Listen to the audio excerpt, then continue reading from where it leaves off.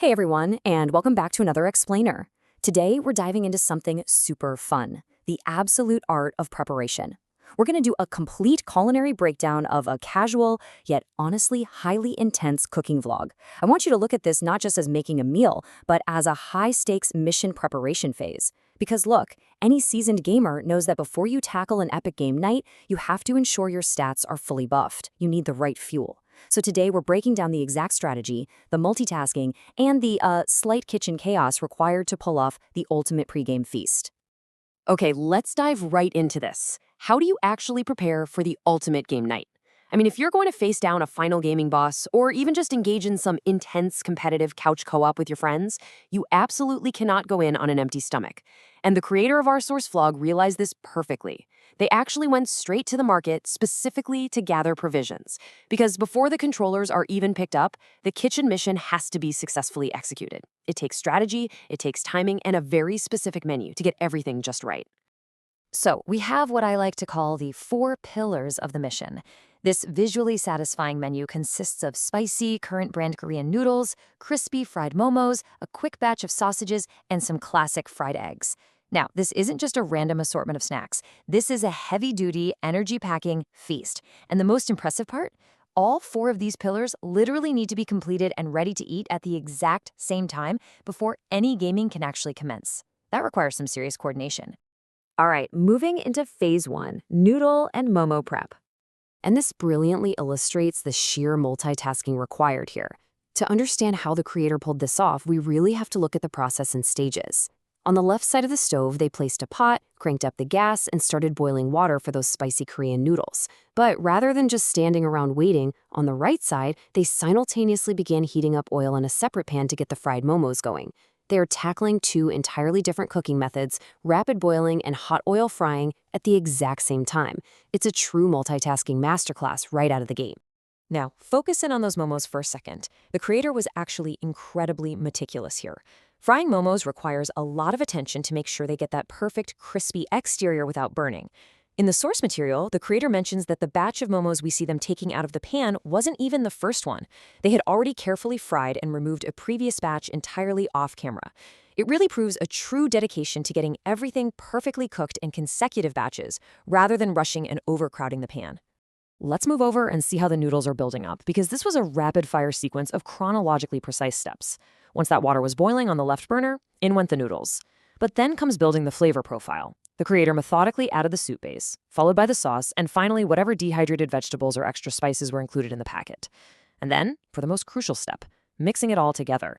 You know, as the noodles finished cooking and all those ingredients were added, the creator made this wonderfully relatable and humorous admission. They noted that since they were filming, they felt an absolute obligation to show off a little bit of a chef vibe. You know exactly what I mean, right?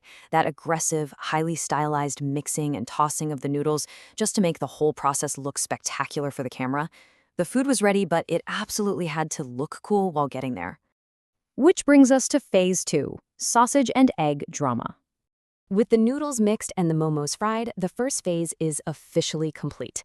But come on, no kitchen mission goes perfectly smoothly, right?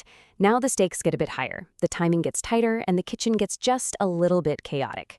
First up in this phase were the sausages. Compared to the careful batch frying of the momos, the sausages were a breeze.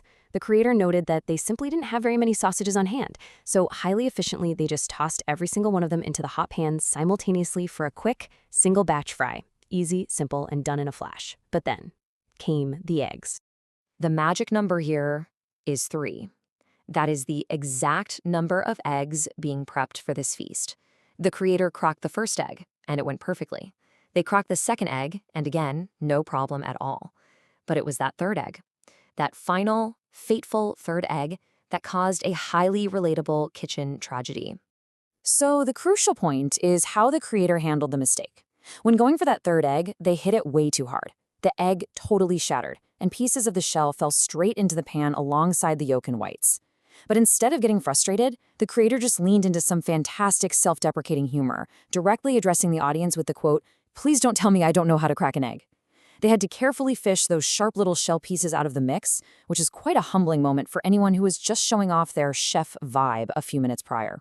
Now, what's really interesting about this next part is the classic overcautious multitasking mistake that immediately followed the eggshell drama. While they were busy beating the eggs and dealing with the shell situation, they actually turned the gas stove completely off to avoid burning whatever was left in the pan, which is a smart move in theory, but the oil completely cooled down. So when they confidently poured those beaten eggs into the pan, there was absolutely no satisfying sizzle. The eggs just sat there in cold oil. Realizing the mistake, they quickly flicked the gas back on, the pan heated up rapidly, and thankfully, the dish was completely saved and cooked perfectly. Finally, phase 3. Ready for the game. With the final culinary crisis averted, just look at the result. Despite the shattered eggshells and the briefly terrifying cold oil incident, this impressive, carb-heavy, protein-packed feast is fully ready for consumption. The Korean noodles are perfectly spiced, the momos are crispy, the sausages are cooked, and the eggs have been rescued. The 4 pillars are assembled, the creator and their friends have successfully fueled up, meaning the actual game night can finally begin. But hold on, that leaves us with one massive lingering question, right? What about the game? What were they actually playing after all this incredible effort? Well, as the creator cheekily reveals at the very end of their vlog, the actual game night footage isn't even in that upload. It's entirely reserved for their next one. They built up all this culinary anticipation, fueled up like absolute champions, and then completely left us hanging. It's a brilliant move that leaves you absolutely hungry to tune in next time.